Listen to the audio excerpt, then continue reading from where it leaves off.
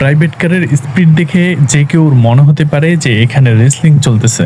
না, এটি মহাসড়ক, যেখানে প্রতিদিন হাজার হাজার গাড়ি পার হয় নির্দ্বিধায়। সহজ কর্তৃক গতিসীমা ৮০ থাকলেও কেউ মানছেন না এই গতিরোধ। যে যত বেশি গতি তুলতে পারবে সেই হলো কেজি ড্রাইভার। এই মহাসড়কে প্রতিদিন এভাবেই চলতে থাকে বাইক, প্রাইভেট কারের রেসলিং শো।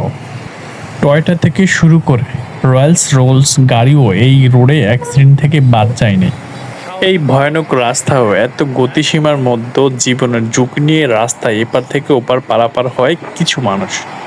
জীবন চলে যাবে, তারপরও ফুটওভার ব্রিজ সে ব্যবহার করবে না।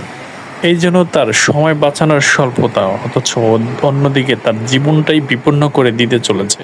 এরকমই এক পথচারীকে আমি ক্যামেরাবন্দি করলাম। সে রাস্তার অপর প্রান্তে দাঁড়িয়েছিল। আমার গাড়ির গতি দেখে আপনাদেরকে মনে হতে পারে যে এখানে ১২০ থেকে ১৩০ কিলোমিটার গতিতে পার হওয়ার গাড়ি চলতেছে।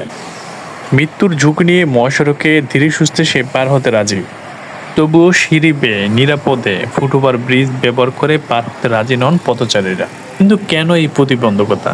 কেন তারা ফুটওভার ব্রিজ ব্যবহার করছেন না?